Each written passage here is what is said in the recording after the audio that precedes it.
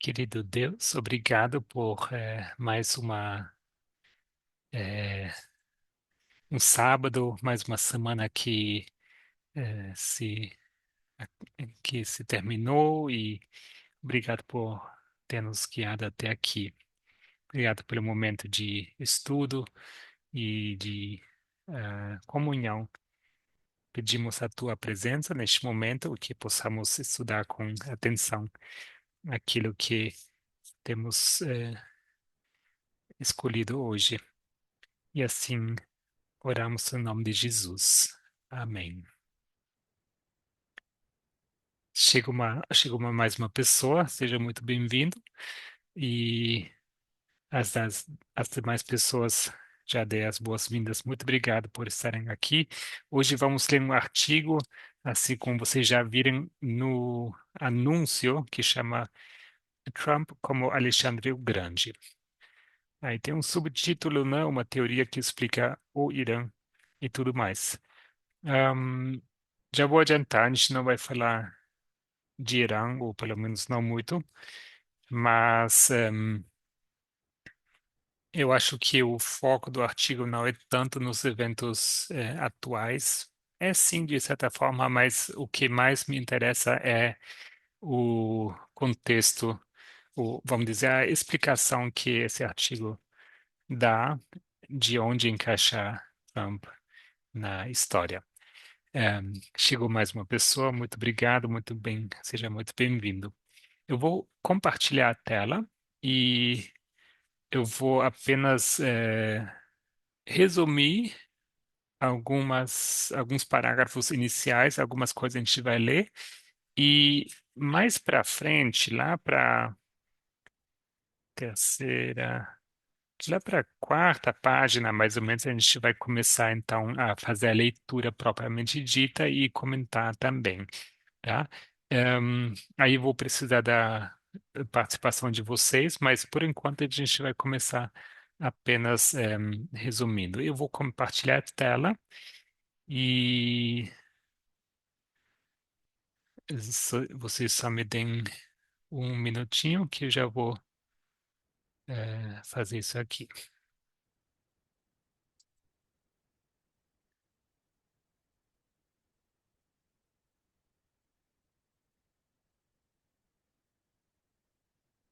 Eu acredito que vocês estejam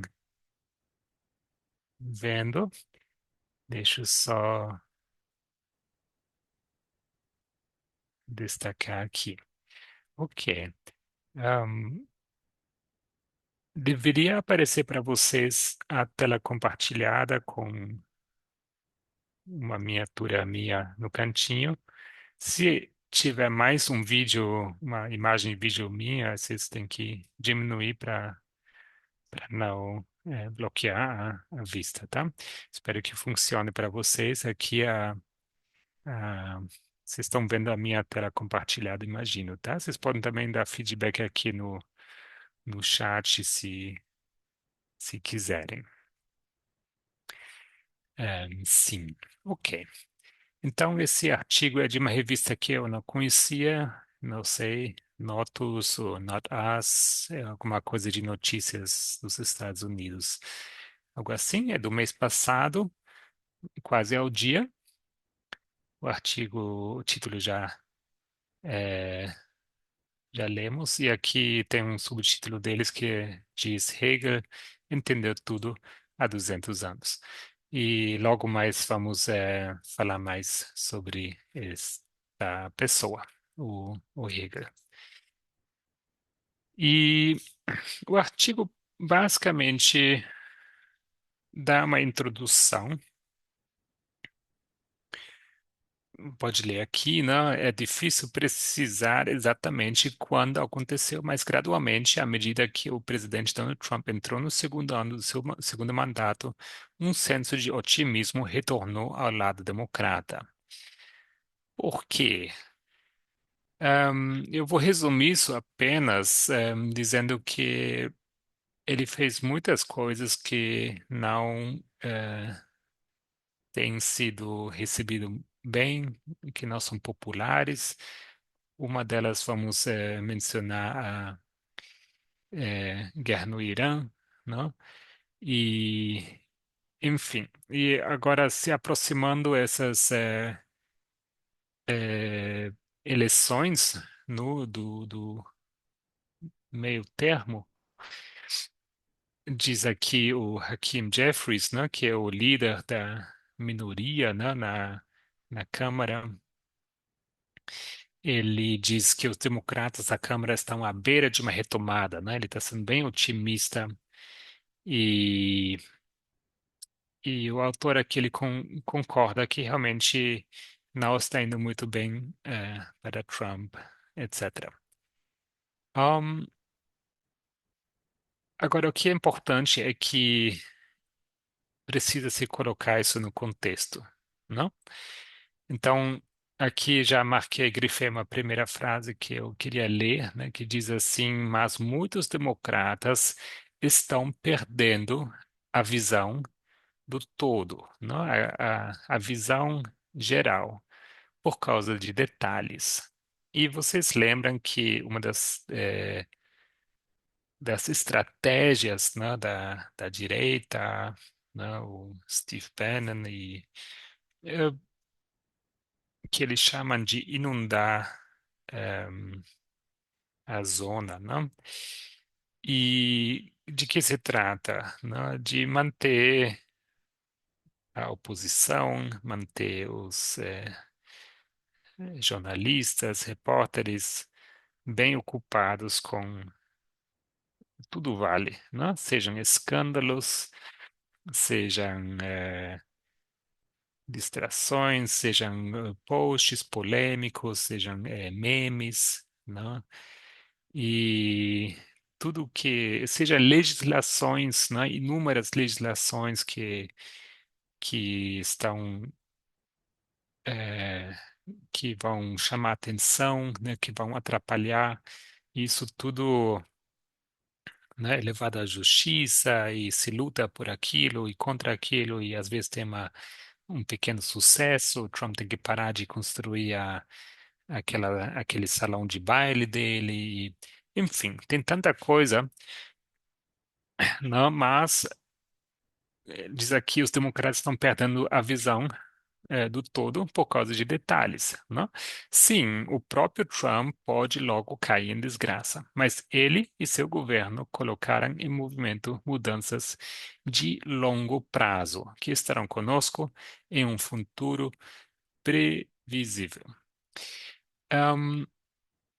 Aí continua, está cada vez mais claro que Trump é uma figura de enorme importância histórica, não?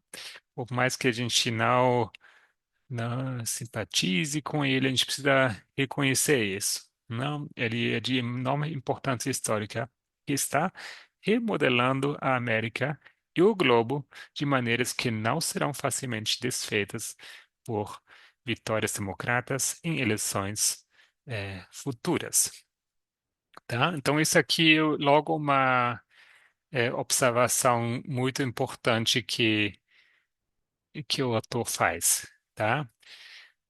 Por mais que talvez um democrata retome, né, e o impacto do que Trump tem feito e está fazendo atualmente será de longo prazo, né, e vai ser difícil de se fazer. E logo vai dar alguns exemplos, não? Os liberais naturalmente gostariam de acreditar no oposto, que uma vez que triunfarem nas urnas, tudo poderá voltar ao normal. Não seria bom demais. Mas o tempo mostrará que a era Trump foi menos um ponto de virada e mais uma aberração bizarra, escreveu Simon Tisdale, um colunista da The Guardian, não? Ahm, então, eu já ouvi, né, esses comentários em podcasts, entrevistas, né, que as pessoas estão torcendo que logo mais passe esse susto, né, esse pesadelo e que as coisas voltem ao normal. Mas o autor, ele nos alerta que as coisas são de longo prazo, de longo alcance, essas mudanças, e não será difícil desfazer o estrago feito, não? E aqui fala, isso não poderia estar mais errado. Ahm, e a gente já comentou, né, em aulas passadas, né, que os efeitos, né, da guerra do Irã, né, estão, eu acho que hoje, ontem chegou o último eh, navio, né, transportando petróleo, chegou na Europa e, há várias linhas, companhias aéreas alertando, né, se isso não voltar a funcionar dentro de 3 semanas, vão encontrar seríssimos problemas com o tráfego aéreo, eh, vai causar muitas complicações, não? Países dependem de um fluxo contínuo e essas interrupções são muito dramáticas. Então, vocês viram, né? Vocês devem ter acompanhado, né, a dinâmica dessa guerra, do que Trump disse e tal, e tudo isso, né, mostra como Trump está mudando irrevogavelmente o nosso mundo. Agora, o autor aqui ele introduz um personagem. Alguns de vocês talvez conheçam este nome, outros não, não tem nenhum problema. Ele cita aqui um filósofo, não? Um filósofo alemão, que ele chama Georg Wilhelm Friedrich Hegel. Hegel, a gente vai se resumir aqui ao sobrenome dele. Hegel, um filósofo, a gente não precisa saber nada demais sobre ele, mas a gente sim vai tratar aqui o que o autor nos traz o assunto desse artigo, né? E como Hegel via a história. Ele tem esse tratado, né, Lições sobre a Filosofia da História. Então, o autor diz como ele encontrou, lembrou desse texto e que ele tinha lido no passado e retomou essa leitura e logo ele entra no assunto. E aqui a gente pode talvez dividir nossa leitura. Eu vou talvez começar com esse primeiro parágrafo e eu vou contar com a participação de vocês. Quem pode nos ajudar aqui com a leitura? Só para vocês podem escrever no chat ou mandar um joinha. Ehm, eu vou começar a ler, aí daqui a pouco olho o chat para ver quem pode ler próximo, tá bem? Então, Hegel via a história como consistindo em estágios pontuados por tempos de agitação, ok? Então, isso é importante. Hegel vê a história como eh, passando por fases, por estágios. E eles têm momentos de agitação. E se vocês prestarem bem atenção, eu acho que é possível, né, reconhecer ideias que nos são bastante familiares. Ahm, só me deem um minutinho, eu esqueci de marcar aqui o tempo. Eu vou iniciar aqui. Ahm, então, essas ideias não são estranhas para a gente, né? Ellen White tem uma citação que soa muito parecido com o que é dito aqui, tá?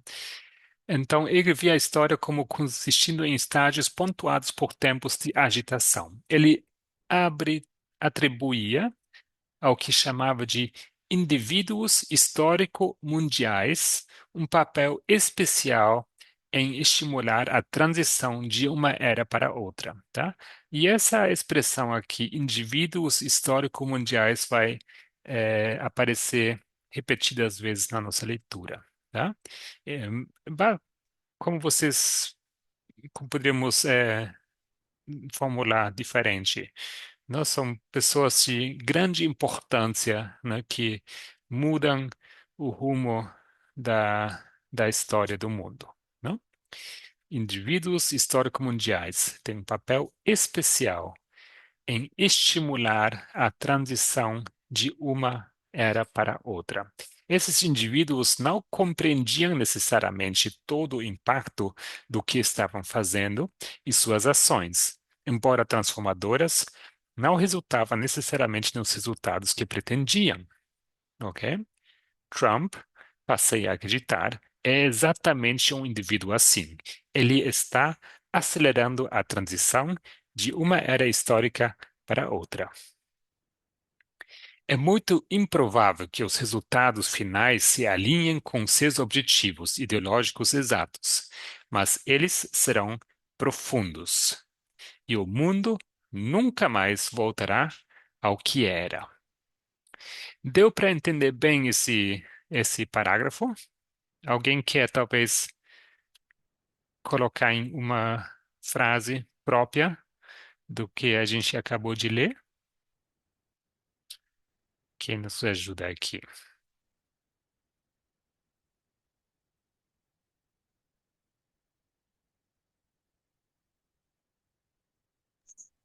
Eu acredito que é isso, de que uma pessoa que tem uma importância histórica tão relevante por ser um marco da passagem de uma era para outra.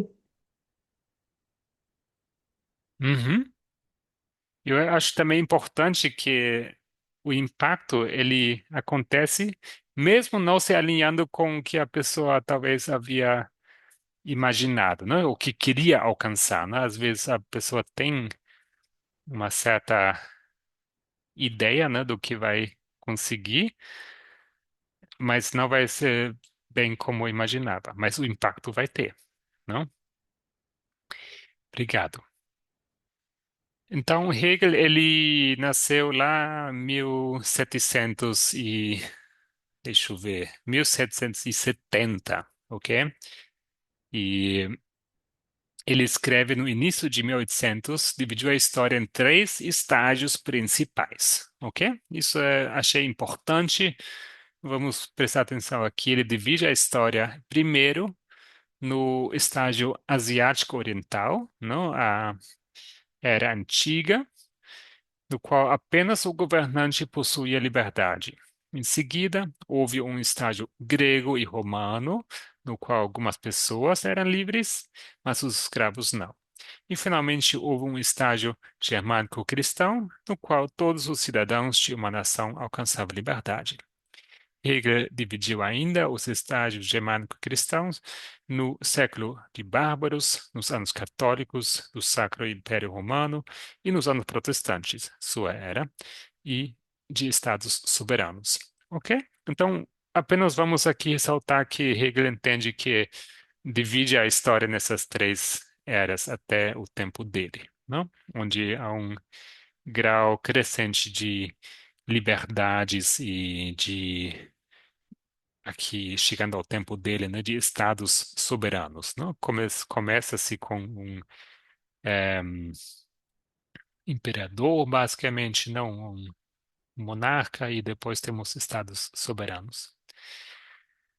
E agora sim, eu vou pedir que vocês me ajudem com a leitura. Eu vejo aqui Carla e depois Rayane. Então, pode ser Carla esse parágrafo e depois a gente passa para Rayane.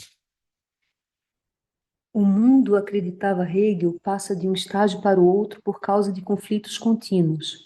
Durante esses embates, indivíduos, povos e nações são motivados por diferentes paixões e interesses. Mas os resultados, impulsionados pelo que Hegel chamou de astúcia da razão, isto é, a soma de forças históricas além do controle de qualquer indivíduo, quase invariavelmente desafiam suas expectativas. Para citar um exemplo contemporâneo, a decisão de invadir um país pode não resultar na prometida libertação de seu povo, mas em décadas de conflito e dificuldades.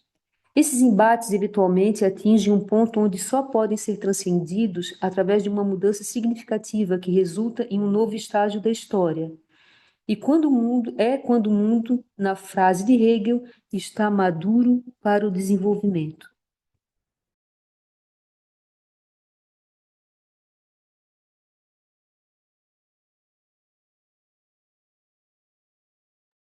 Gabriel, não estou te ouvindo. Não sei se só sou eu, né? Ah, perdão, perdão. Sim, eu achei o. Obrigado por avisar. Eu achei bastante claro o parágrafo, mas se vocês tiverem um comentário, tá? Por favor, podem ligar o microfone ou levantar a mão ou escrever aqui, tá? Senão a gente já vai avançar para o próximo e vou pedir para Rayane ler esses próximos dois parágrafos. Nesses momentos, acreditava Hegel, um indivíduo histórico mundial poderia desempenhar um papel decisivo. Alexandre o Grande espalhou a cultura grega por toda a Ásia e norte da África. Júlio César transformou Roma de uma república em um império. Napoleão Bonaparte, contemporâneo de Hegel e o modelo para sua teoria, acabou com o feudalismo, instituiu o direito civil, o Código Napoleônico e pôs fim ao Sacro Império Romano, criando um continente de estados rivais. Esses indivíduos históricos mundiais eram homens práticos, políticos, de ação, não filósofos. César, escreve Hegel, foi impulsionado por um impulso inconsciente que ocasionou a realização daquilo para qual o tempo estava maduro. Sua capacidade de decretar mudanças dependia de sua vontade de desafiar os costumes e a moral vigentes. É até possível, escreve Hegel, que tais homens tratem outros interesses grandes, até sagrados, de forma inconsiderada, conduta que é, de fato, passível de repreensão moral.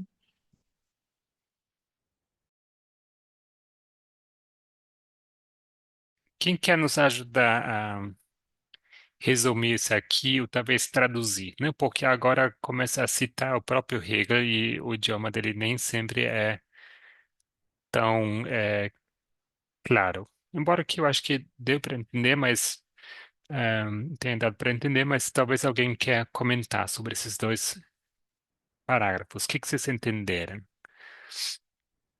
Temos várias pessoas aqui participando.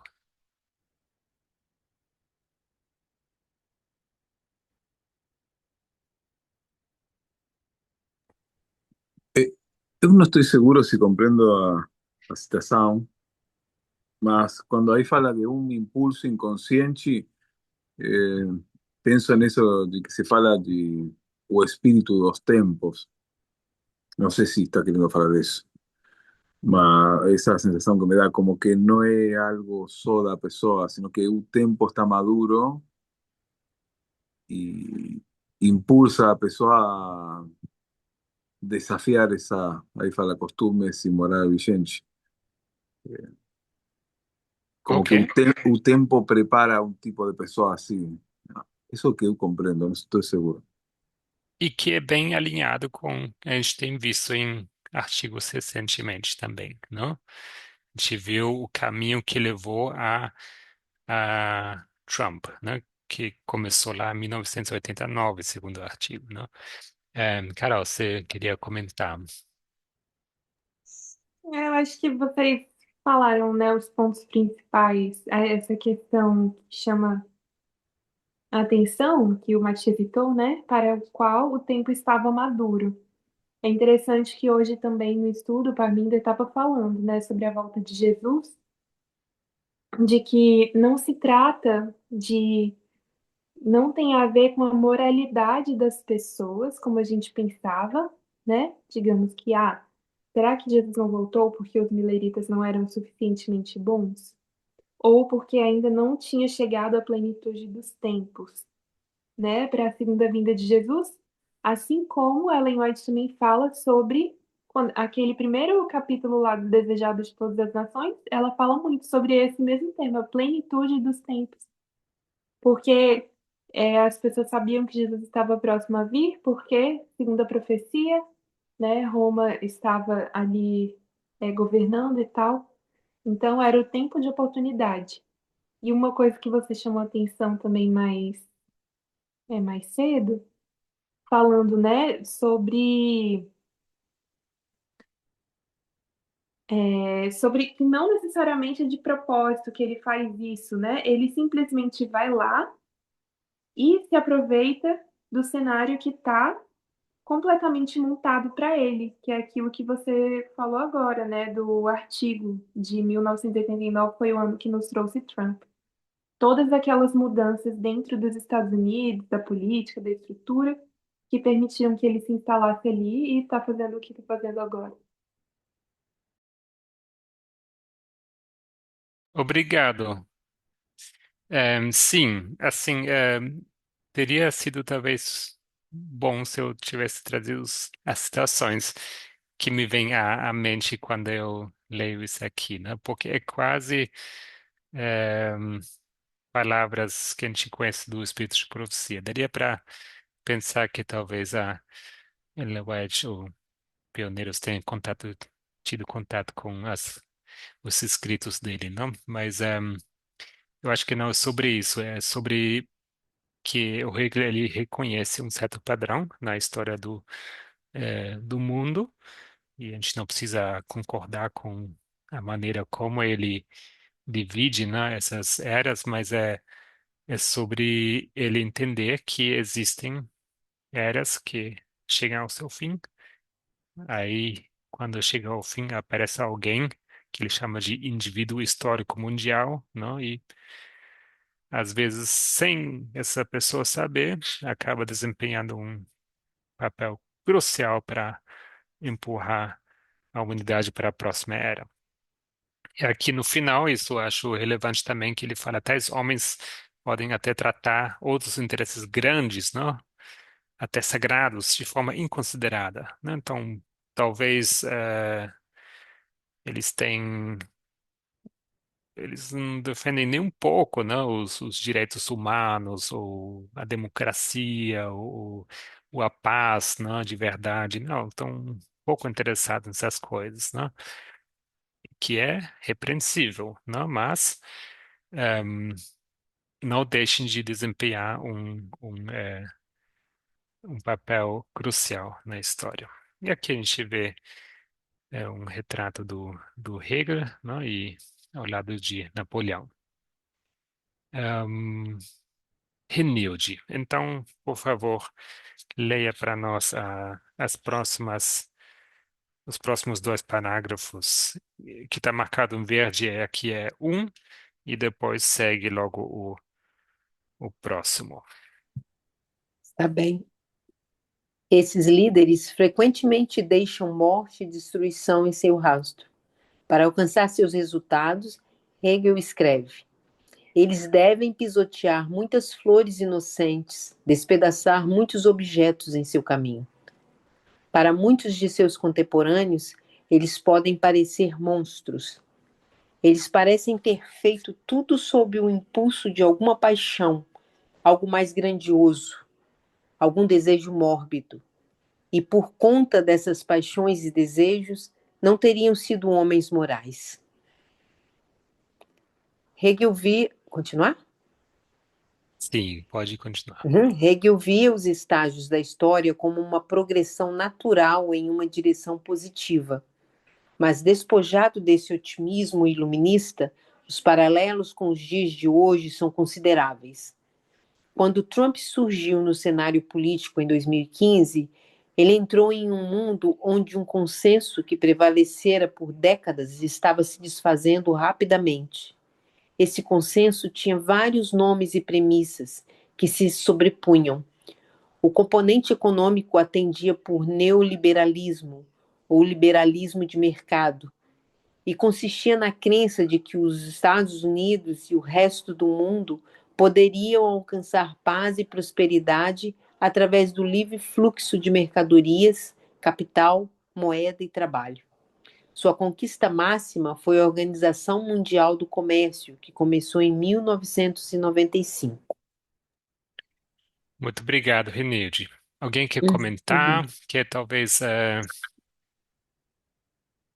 um pouco repetindo um pouco, né, que a gente já comentou, né, que esses líderes não sejam talvez pessoas boas, né, num sentido Uhum. moral, não, fazem muitas coisas que são ruins, não? Uhum. Ahm, e logo faz aqui fala sobre o tempo nosso, não? Em que cenário Trump surge e fala aqui desses dois modelos. A gente começou com o componente econômico, não? Neoliberalismo, liberalismo do mercado. Que mais pode ler? Ou a gente vai retomar aqui a sequência? Pode ser também.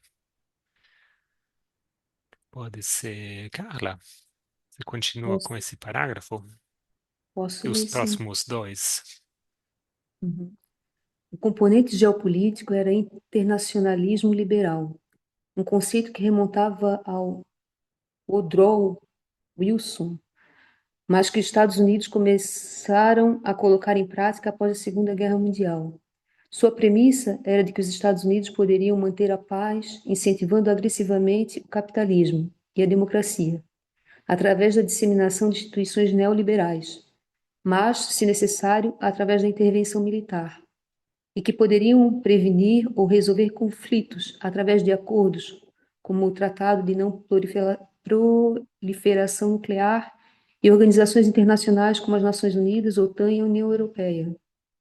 Após a queda do Muro de Berlim, os internacionalistas liberais assumiram que tanto a Rússia quanto a China poderiam ser trazidas para a ordem liderada pelos americanos de nações pacíficas, de livre mercado e livre comércio.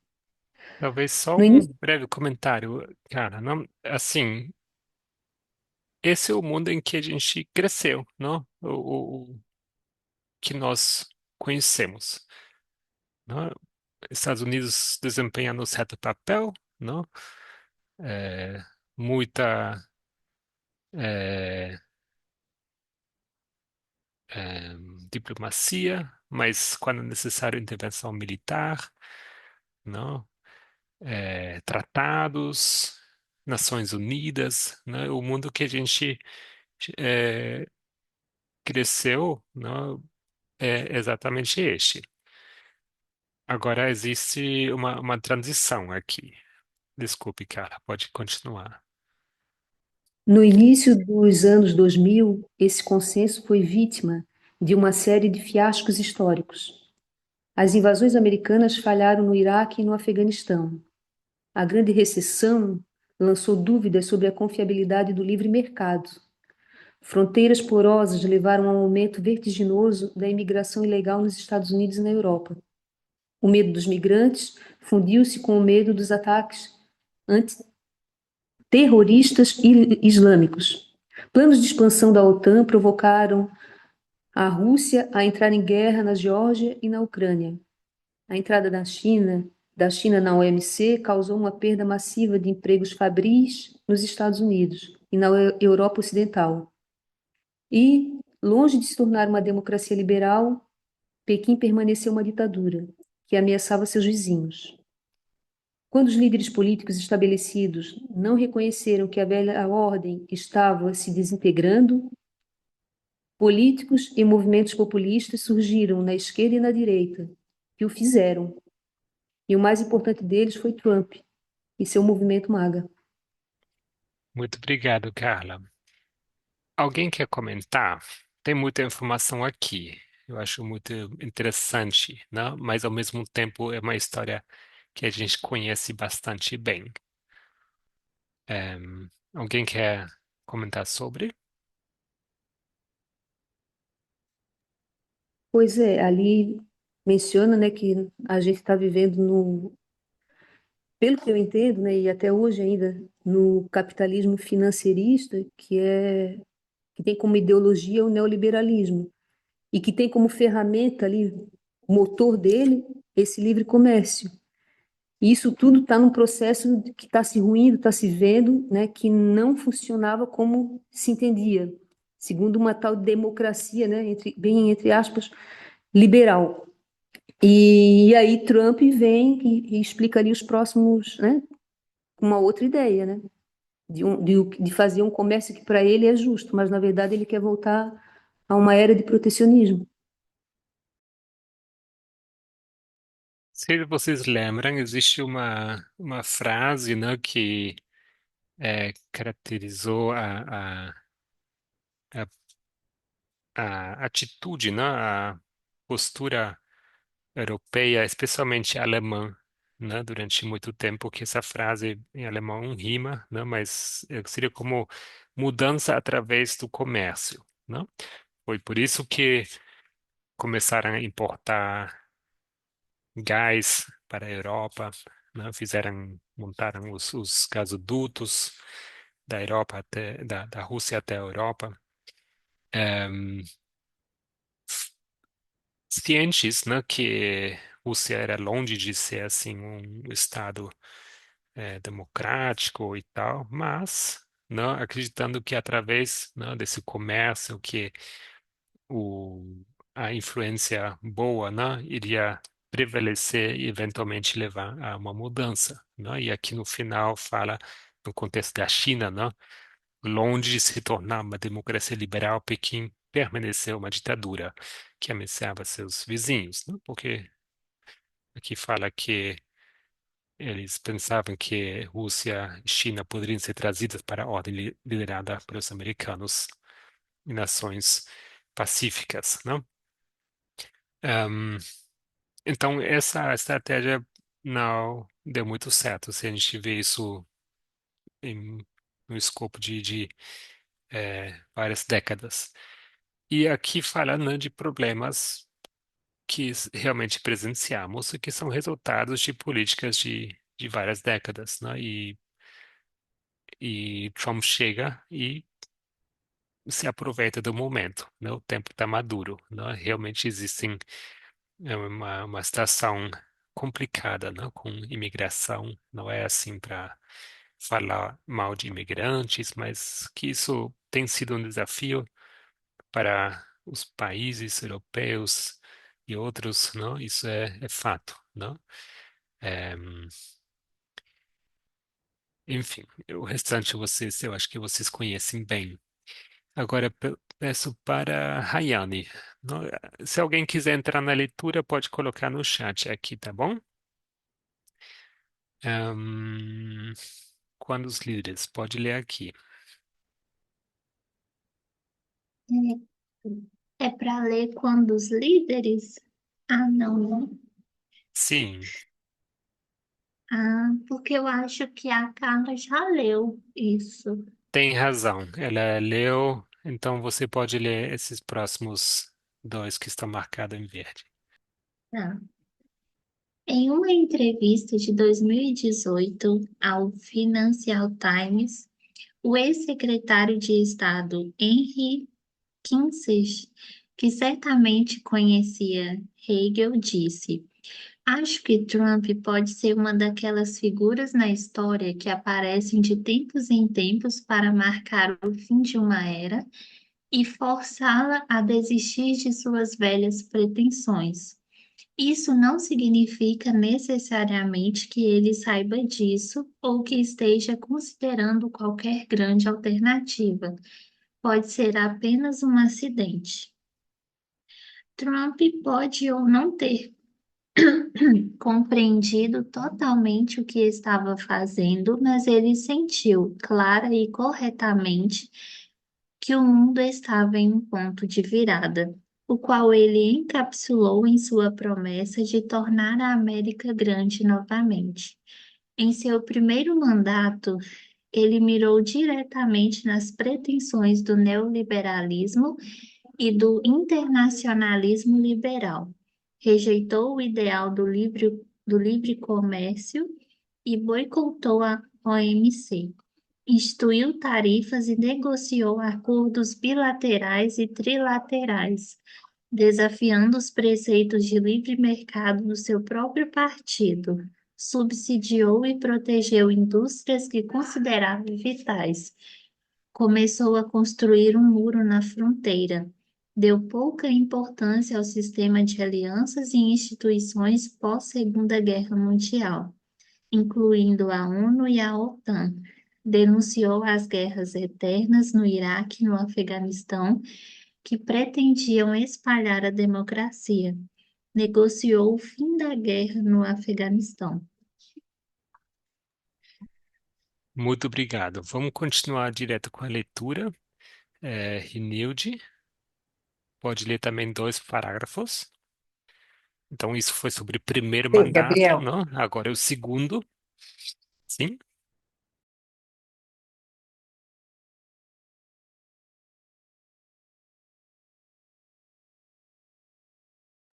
Em seu segundo mandato, ele foi muito mais longe. Impôs tarifas globais e aplicou tarifas punitivas adicionais em países que apresentavam grandes déficits comerciais com os Estados Unidos ou que simplesmente incorreram em seu desagrado. Deu poder ao ICE, Serviço de Imigração e Alfândega, para deportar imigrantes ilegais através de incursões paramilitares em cidades democratas. Cortou o financiamento da ONU e de suas agências. Buscou substituir o Conselho de Segurança pelo seu Conselho da Paz. Afastou-se da Ucrânia e cortejou a Rússia. Declarou uma nova doutrina Monroe e justificava o sequestro do chefe de Estado, declarou uma nova doutrina do Monroe que justificava o sequestro do chefe de Estado da Venezuela.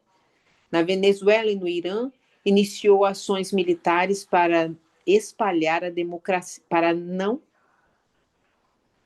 Estou meio confusa aqui. Na Venezuela e no Irã, iniciou ações militares não para espalhar a democracia, mas para exercer poder sobre duas nações ricas em petróleo, substituindo seus líderes hostis por aqueles que fariam sua vontade. A ruptura de Trump com o neoliberalismo e o internacionalismo liberal se encaixa perfeitamente no perfil de Hegel do indivíduo histórico mundial posicionado no centro de uma transição de uma era para outra. O mesmo vale para seu caráter e liderança. Ele não apenas pareceu agir por um desejo mórbido de poder e glória, isso está no cerne do seu ser. Quando Napoleão se tornou o primeiro cônsul da República Francesa em 1799, ele transformou uma de suas batalhas vitoriosas em uma comemoração nacional. Trump colocou seu nome em edifícios e instituições e cobiçou o Prêmio Nobel da Paz. Quando Napoleão se tornou imperador em 1804, concedeu títulos e riquezas à sua família e apoiadores. Trump enriqueceu a si mesmo e a sua família. Muito obrigado, Renilde. Por nada. Que podemos dizer, né? Esse aqui começa primeiro com um resumo, né, de tudo que a gente vem acompanhando há meses, né, e todas as notícias do que Trump tem feito, tudo bem conhecido para nós. E aqui logo ele começa a traçar essas características, esses paralelos, não? Assim, de forma bem simples, mas realmente se encaixa muito bem, não? Então ele fortalece aqui o caso dele de colocar Trump no papel de indivíduo histórico mundial, tá? Essa é a palavra-chave do Hegel, né? Essa é a pessoa que surge quando a transição de uma a outra era na humanidade. E um tempo caótico mesmo, né? Ele fez muitas coisas assim para sua própria glória e assim como Napoleão também fez, Trump continua fazendo, não? Esses dias ele publicou lá os planos que querem construir um arco de triunfo, não? O arco do Trump, que ele chama, tão grande que nem os arquitetos sabem como construí-lo. Ehm, e Nilde, agora, então, é a vez da Carla, novamente, 2 parágrafos, por favor. É, ali, Trump, né? Trump, como os indivíduos históricos mundiais de Hegel, ignorou ou repudiou interesses sagrados, incluindo a Constituição e seus freios e contrapesos. Tentou anular a eleição de 2020. Fechou ou demitiu líderes de agências independentes criadas pelo Congresso. Fabricou pretextos para ações patentemente ilegais, invocando leis que se destinavam a propósitos inteiramente diferentes. Por exemplo, citando a Lei de Inimigos Estrangeiros de 1798, destinada a erradicar insurrecionistas franceses, para justificar a deportação de venezuelanos para uma prisão estrangeira sem uma audiência.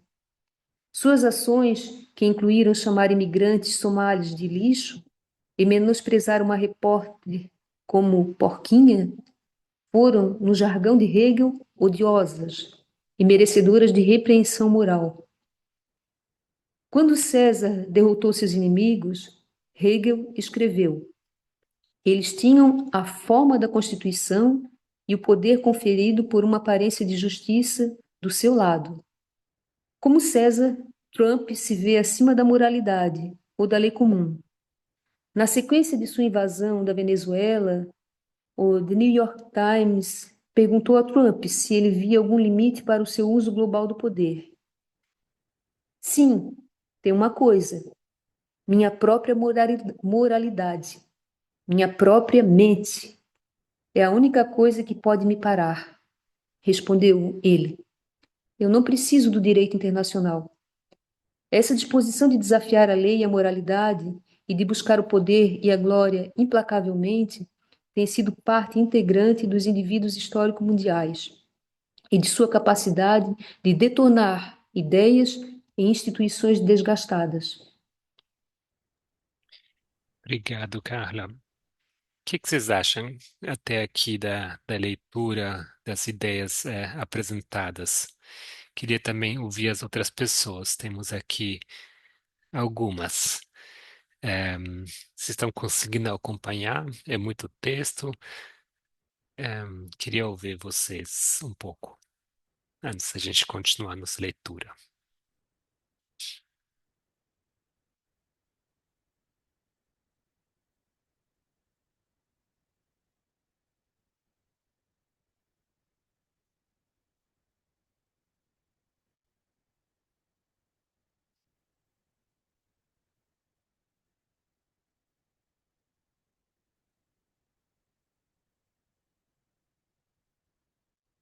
Eu não sei, de alguma maneira, assim, mais do texto inteiro, né, que me chama bastante atenção é a palavra neoliberalismo. E eu acho muito interessante porque Hegel, ele estudava já lá como o capitalismo não é apenas um sistema econômico, mas é um sistema que afeta a moralidade das pessoas e que leva para conflitos sociais. Então, talvez fosse interessante entender essa ideia, né, por detrás e entender o raciocínio, para entender até um pouco o raciocínio de Trump, porque o Trump é uma própria cria desse neoliberalismo. E agora ele está indo contra, entende? E por quê? Porque o que o criou é algo para levar a esse lugar, a esse ponto de amadurecimento mesmo, e para, a partir dali, surgir essas pessoas que façam isso que ele falou aqui embaixo, alguma coisa ali que tenha isso ali, ó, ideias e instituições desgastadas, né? Porque é o que esse neoliberalismo faz, ele quebra as instituições desde baixo.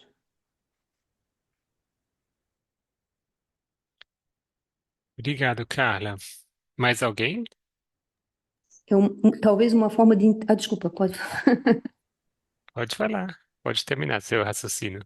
É porque eu não estou conseguindo, eu só estou falando, mas eu não estou explicando, né, com calma.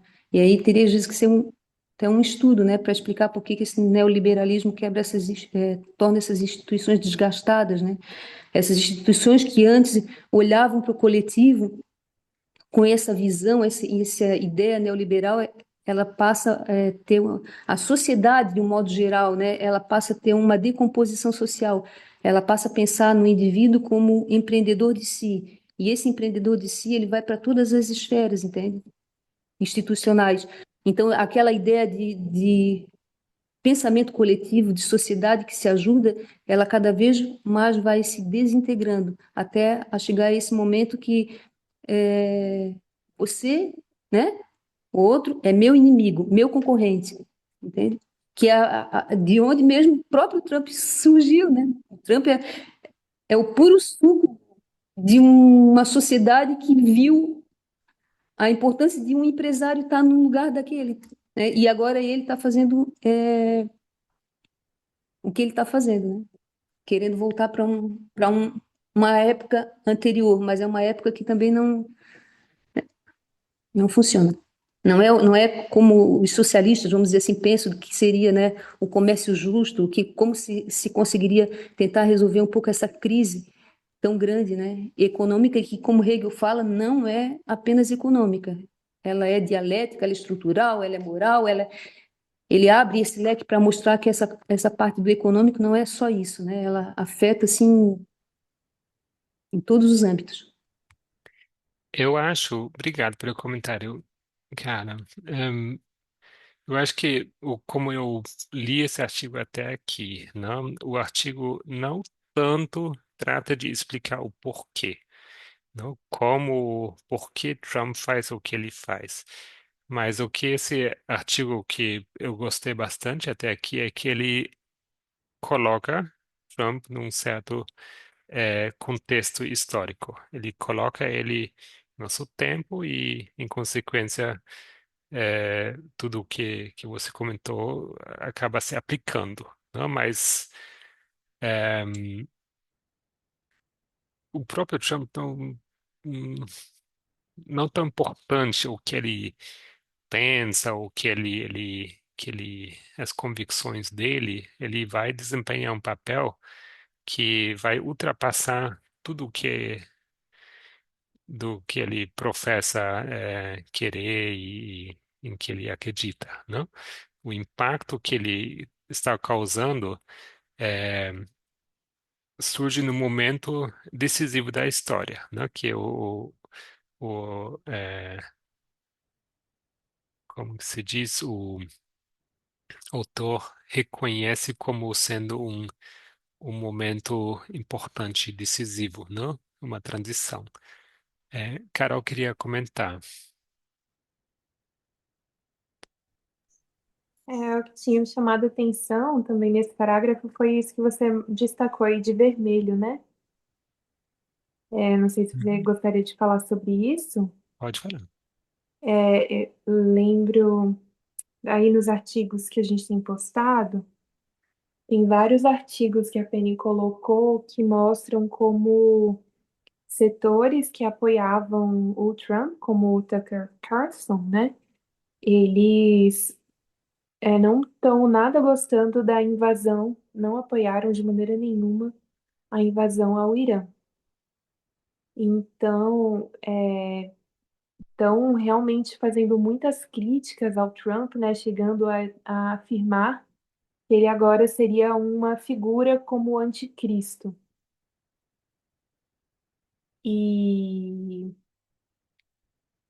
o que que acontece? Aí, quando eles estavam falando assim de que o MAGA, que esse movimento que eles estavam defendendo, né, que o movimento que eles pelo qual votaram e tal, não tinha como proposta essa invasão de outros países, de se meter no problema de outros países, né, que é o America First. O Trump falou assim: como assim eu não posso? O MAGA não quer isso. O MAGA sou eu. Então, eu acho que tem a ver com isso, né? Dessa outra fala dele, de sim, quem que pode me parar? A minha própria moralidade, a minha própria mente. Então a gente não pode esperar nada de bom daí, né? Muito obrigado. Também muito relevante. Em, eu queria avançar mais um pouco com a leitura. Esqueci quem leu por último. Agora, Você, Rayane. só Rayane, agora? mesmo que os democratas vençam em 2026 ou 2028, é cada vez mais difícil imaginar que partes importantes do legado de Trump sejam revertidas.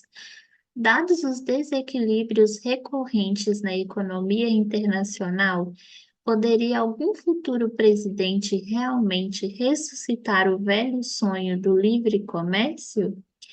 Lembre-se que Joe Biden manteve as tarifas de Trump de seu primeiro mandato. Daqui para frente, é provável que os países enfatizem acordos comerciais bilaterais e regionais, bem como políticas governamentais voltadas para proteger indústrias fundamentais. O comércio pode começar a se parecer mais com o que era há 100 anos, entre as guerras mundiais. Trump também provavelmente deu um golpe mortal em inúmeras instituições internacionais. Seu Conselho da Paz, dominado por democracias iliberais e autocracias, dificilmente durará, mas ainda assim expôs a impotência da ONU e de seu Conselho de Segurança. Eliminou, talvez fatalmente, a confiança que mantinha unidas as alianças americanas pós-Segunda Guerra Mundial. A OTAN perdeu temporariamente sua razão de ser após o fim da Guerra Fria, mas pareceu reviver em resposta à invasão da Ucrânia pela Rússia. Após uma tentativa pífia de chegar a um acordo entre as partes em guerra, Trump retirou-se amplamente do conflito.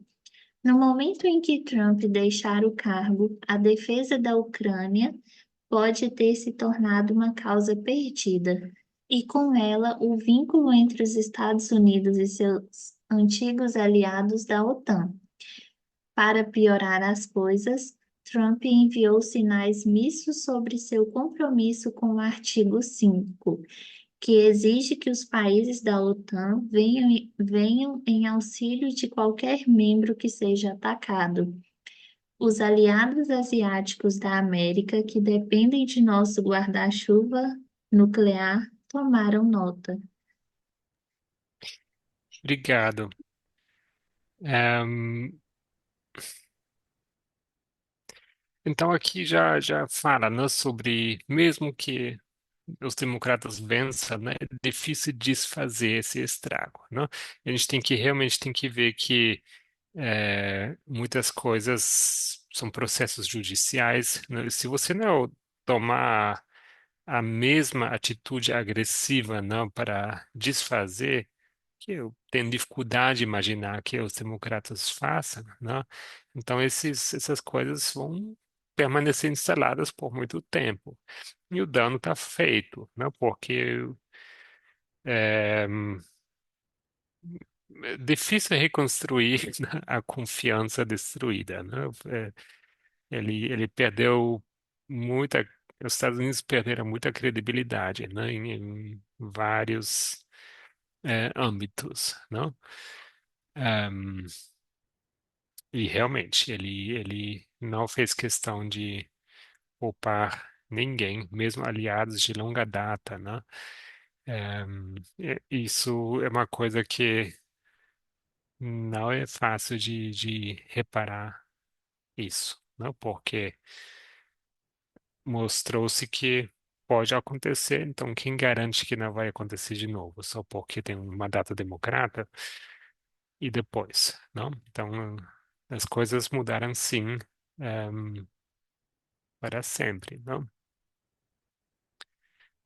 O seu compromisso com o artigo 5, né? Vocês viram que ele pediu ajuda dos países, né, europeus, membros da OTAN, para liberar o Estreito de Hormuz e ninguém quis participar, porque não foram eles que começaram a guerra, né? E deu para sentir essa coisa de não querem? Tá bom, vocês vão ver, né? Ahm, ok. Aqui ele menciona brevemente América Latina, não? Na América Latina, ele tentou coagir países a aceitar a liderança, o investimento empresarial americano, suavizou sua objeção à política econômica externa chinesa e ao minar o direito internacional pode ter ajudado a preparar o terreno para Pequim tomar Taiwan. Ok. Agora quero avançar mais um pouco.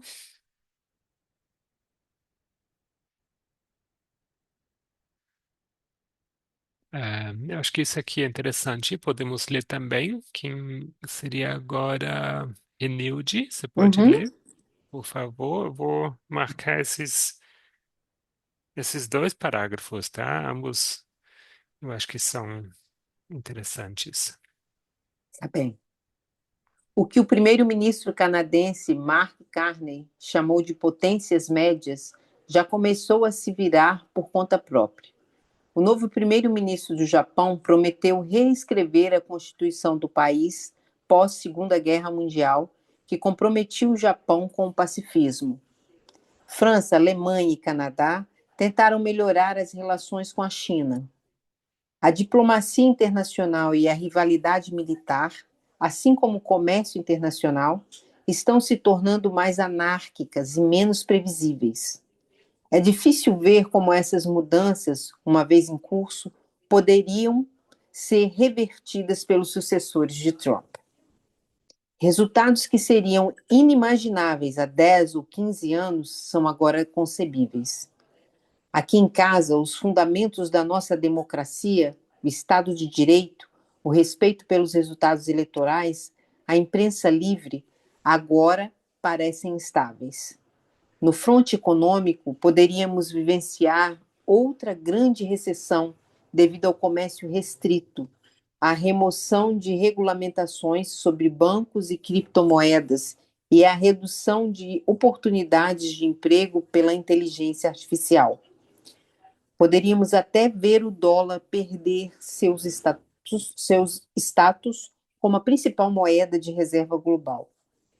O uso de tarifas punitivas e sanções por parte de Trump já inspirou nações importantes a discutir uma alternativa. Se isso acontecesse, os Estados Unidos não poderiam mais manter grandes déficits orçamentários com impunidade. Lê também esse último parágrafo, por Uhum. favor. Só. Uhum. Em resposta ao enfraquecimento dos laços entre os Estados Unidos e seus principais aliados na Europa e na Ásia por parte de Trump, poderíamos ver países se retirando do Tratado de Não Proliferação para construir suas próprias armas nucleares. A proliferação de armas nucleares poderia reduzir as chances de eclosão de guerras regionais, mas também aumentaria a possibilidade de uma catástrofe global. Aqui, novamente, provavelmente não há como voltar atrás nas mudanças que Trump colocou em movimento. Muito obrigado. Ehm, eu não vou comentar. Aqui faz um comentário do que a gente começou a discutir, né? O porquê ele venceu. Por muitas razões aqui, né? Mas um fator foi que os eleitores entenderam, como o Kissinger já comentara, que a velha ordem estava quebrada, tá? Um termo bem amplo, né? Velha ordem, mas o que o autor descreve como, assim, o fim de uma era, um momento de transição, é, né? E que, mais especificamente, no livre comércio, é, nesse contexto, né? Que não era tudo o que prometia.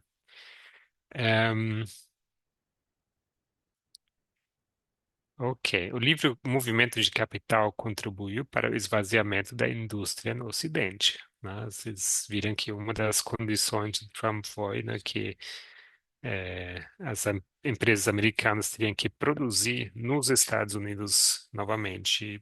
Sendo isso possível, não isso eles que se virem agora, não? O, a Apple produz seus telefones na China, né? E toda a tecnologia está lá e não há como trazer isso para os Estados Unidos de um dia para o outro, né? Seria uma questão de muitos anos, mas não importa. E realmente, né? É algo que a gente viu que muita indústria é, migrou para o Oriente, né? E aqui volta a mencionar pontos que a gente já discutiu. Eu não quero ler tudo isso aqui. Eu acho que vocês, espero ter despertado o interesse de vocês, que vocês possam ler esses e complementar, né, a leitura com esses parágrafos que a gente está pulando. Mas eu queria ler, quase encerrando, os últimos três parágrafos aqui, este aqui. E eu queria ter novamente comentários de vocês depois desse parágrafo e depois lemos os últimos dois. Tá bom? Quem leu por último agora seria Carla novamente, certo? Sim, é. No entanto, esses fracassos não o desqualificam como um dos indivíduos históricos mundiais de Hegel. Pelo contrário, esses líderes, frequentemente impulsionados pela megalomania, também excederam os limites e, depois, viram-se atormentados por forças além de seu controle. O que Hegel descreveu como a astúcia da razão, invariavelmente os alcançou, transformando suas ambições finais em uma confusão. Alexandre o Grande varreu o Egito, o Oriente Médio, mas quando tentou conquistar a Índia, suas tropas se revoltaram.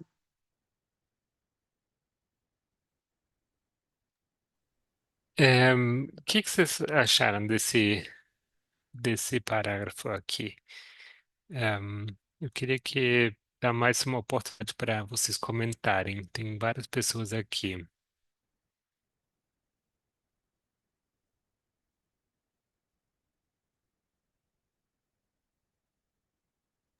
A astúcia da razão também pode ser algo catastrófico, né? Razão associada a catástrofe. Uhum.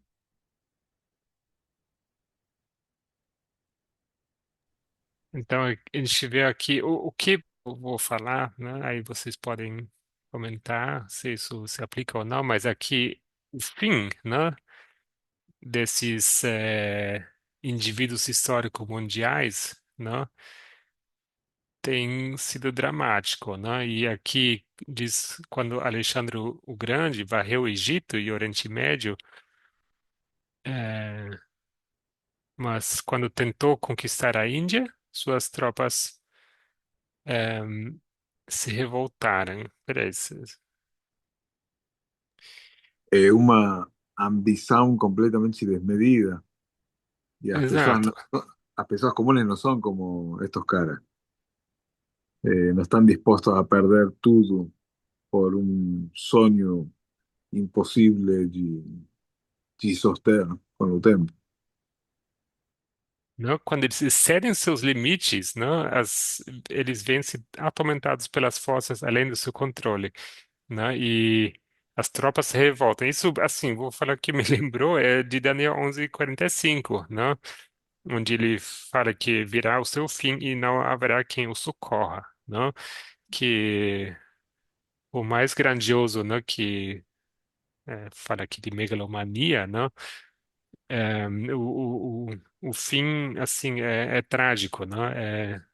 Ele acaba voltando todo mundo contra si, não? Não sei se está mal aplicado aqui, mas foi que eu lembrei.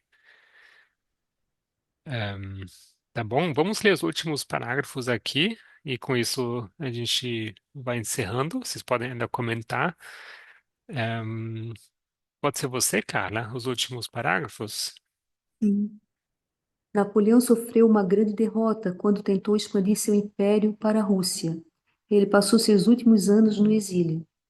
E, em vez de consolidar o domínio da França, ele reforçou o poder da Grã-Bretanha e colocou a Prússia no caminho para se tornar a força militar proeminente do continente.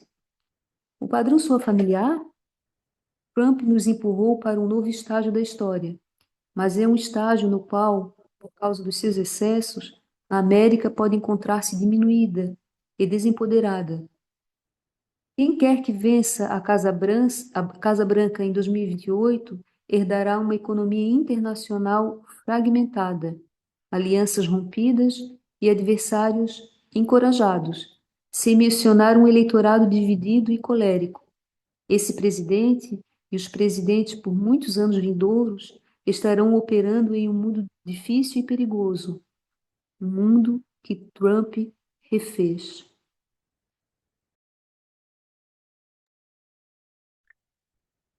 Muito obrigado. O que vocês acharam do artigo? Vocês acharam uma boa leitura? Vocês têm opiniões, pensamentos? Vocês acharam que o autor acertou ou nem tanto?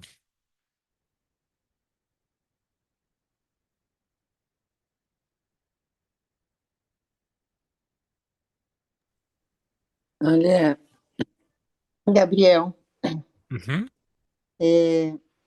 eu acredito que ele acertou, sim, né, em muitos comparativos. Acho que foi até, de certa maneira, eu acho que ele foi até sutil em algumas comparações.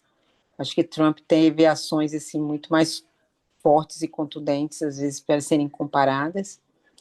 A princípio, eu não tinha entendido a comparação com Alexandre o Grande, até porque do que descreveu de Alexandre o Grande, né, e o que a gente tem visto de Trump, eu achei que não estava casando assim muito bem, que eu acredito, ao meu ver, Trump tem muito mais ousadia, mas eu tenho um trechinho de uma entrevista do Obama, e que foi logo após a eleição, a primeira eleição do Trump.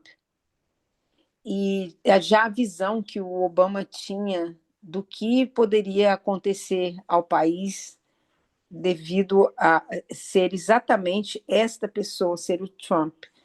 E ele fala assim, que tem algo qualitativamente diferente sobre Donald Trump, como a forma que ele opera na política, na esfera política. Aí o Obama fala que ele concorreu com o John McCain contra o Mitt Romney, mas os dois seriam homens honrosos se tivessem vencido. E claro que ele acreditava que ele poderia fazer melhor do que eles, mas ainda assim ele achava que seriam dois homens honrosos. Comparando, né, sendo duas pessoas do Partido Republicano e agora comparando com Trump. E ele disse que ele não se preocuparia tanto com o curso geral que o país entraria, se fosse um dos dois. Então, ele disse que era preocupante o curso geral que o país entraria, e hoje nós podemos colocar um mundo, né? Ele comentou também que os republicanos e os democratas tinham desentendimentos ferozes, e que isso era comum na democracia, que era assim que funcionava a democracia, mas que os Estados Unidos eram um país grande, diverso, e que às vezes teria contendas barulhentas, mas o que nunca se viu foi alguém que foi alguém criticando, questionando o sistema eleitoral, a sua integridade e a vontade do povo.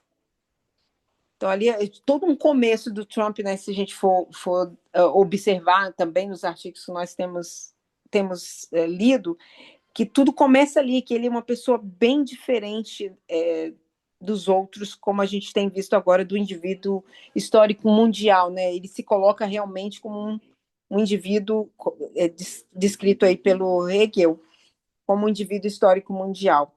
Aí ele fala o que não tínhamos visto antes é a base política de colocar abaixo de maneira e termos tão explícitos contra imigrantes, contra a mulher.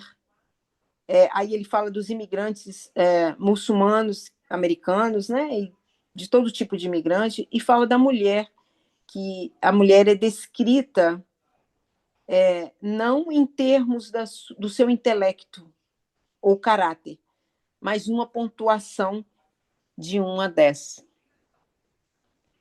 Então, ele coloca vários pontos lá atrás, né, em 2016, ele coloca vários pontos críticos e preocupantes para o país, e hoje a gente pode ver para o mundo, dentro dessas características de como Donald Trump operava, né, na esfera política. Entendi. Você está falando de outro artigo, se não me engano, né? Você disse que você leu, o que eu queria. Obrigado pelo seu comentário, mas eu Uhum, queria permanecer assim, estritamente nesse artigo aqui que a gente leu. E uhum, você disse que comentou que não concorda muito com os paralelos das características de Alexandre o Grande, né? Em, Entendo, né? E realmente talvez não. Eu acho que não é o propósito do artigo do autor, né, de demonstrar, tá vendo? Alexandre o Grande fez isso, Trump também, tá vendo? São uhum, iguais, não? Mas é uhum, sobre eles aparecerem em momentos decisivos da história e uhum, mudar o mundo muda. Daí para frente nunca será como antes, né? E a gente estuda isso na profecia ao detalhe, né? O que acontece depois de Alexandre o Grande, né? Todo o uhum, desenrolar a gente tem estudado em detalhe. E aqui tem uma legenda que resume, né, um dos parágrafos que fala assim: uma característica dos indivíduos históricos mundiais, de Alexandre o Grande a Donald Trump, ou seja, né, de toda a lista, né, é que eles excedem limites e então vêm-se atormentados por forças além de seu controle, né? E a gente está vislumbrando isso, né? As coisas não têm dado muito certo ultimamente para Trump, né? Irã tem se mostrado bastante resistente, né? Tem vários, eh, vários atores, né, na geopolítica que eh, tem sua própria dinâmica e nem todo mundo assim reage assim às ameaças do Trump como ele imagina, né? E agora a própria base dele está bastante irritada com ele, né? Porque ele quebrou é, com diversas promessas. E se ele entende isso, não sei. E tá um pouco relevante aqui, eu acho, né? Ahm, mas se encaixa no que esse autor identifica, né? Muitas vezes, né, dominados pela ideias de grandiosidade, né, planos que de repente desencadeiam assim dinâmicas que fogem completamente do seu controle, né? Isso, eu acho que isso se encaixa bastante bem, não? Mais alguém quer comentar? Senão a gente já vai encerrar. A gente chegou aqui ao fim do nosso tempo. Mas se O alguém quiser fazer um último comentário, Mate. sea, para mí un paralelo más grande es que ambos quieren conquistar el mundo. Y proféticamente Trump es Alejandro Magno. Ambos son a mulher y tiene esa idea, conquistar o mundo. Y ambos fracasan. Y el autor pega a ellos muy bien, incluso a forma en cómo eles pueden fallar. No solamente que as pessoas já não vão apoiar seu plano, sino también que a moneda, porque todos estos grandes imperios caen por la crisis económica. Y acho que para ahí va a ir mucho, para mí va a ir un camino por ahí. Eh, que un mundo va a tirar un dólar como a moneda oficial, pelo menos para o petróleo, e vai ser uma grande crise, e ninguém vai apoiar. Acho muito interessante o artigo. Excelente. Só para comentar, assim, só porque a gente fez a leitura e comentou esse artigo aqui, não significa que vocês não possam retomar esse assunto e elaborar sobre ele num próprio estudo, tá? É até encorajado, porque eu acho que, bem como se mostrou aqui na discussão, que tem mais aspectos que seria interessante a gente olhar com mais calma e mais detalhe, né? Ehm, mas quero agradecer pela participação de vocês. Espero que tenha sido bom para vocês. Ehm, Quem não leu o artigo na íntegra, façam, aproveitem. É uma leitura tranquila, são umas 8 páginas e meia. São 10 em número, mas a primeira é só capa e a última metade é uma foto. Então, uma leitura tranquila. Ehm, Obrigado também pelo comentário aqui, Carla. Ela falou assim: achei importante ter trazido Hegel para o entendimento atual, porque ele fala desse indivíduo histórico mundial como agente que muitas vezes inconscientemente impulsiona a sociedade para uma nova etapa racional, superando as limitações da estrutura econômica e social existente. Ele associa ao sistema econômico. Sim. Obrigado, Carla. Isso é realmente um tema por si. E tem que entender também do assunto, que eu acho que não sou a pessoa mais indicada, né, para falar sobre economia. Mas sim, eu entendo isso, que esse é o que Hegel chama de indivíduo histórico mundial, né? E repetindo, né, Ellen White tem um linguajar muito parecido, né? Ela fala, né, que há momentos na história que são pontos de virada, né? Ela fala do papel, né, que seres humanos desempenham, né, em momentos decisivos na história, né? Então essa semelhança, né, na escolha de formular ideias, né, é sempre interessante, mas eu acho que mais interessante, além disso, é o que Marty menciona, né? É, como a estrutura, né, acaba se repetindo. Gente, muito obrigado. Vamos encerrar com oração e depois vou só falar sobre o estudo de amanhã. Querido Deus, muito obrigado pelo momento aqui de estudo, pelo momento que compartilhamos junto aqui leitura e ideias, e pela importância desse tempo que vivemos. Obrigado por esse privilégio e por tuas bênçãos. Em nome de Jesus. Amém.